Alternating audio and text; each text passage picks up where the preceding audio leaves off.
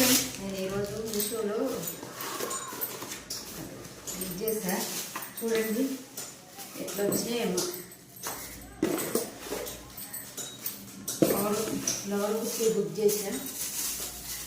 నేను క్వాలిటీ ఎలా వచ్చిందో చూద్దామని.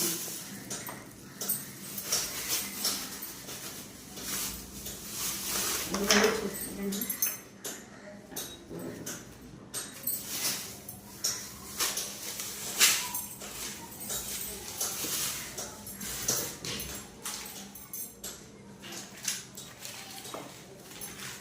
చూడండి ఫ్రెండ్స్, ఇదిగో ఇది 300 పడింది మీషోలో.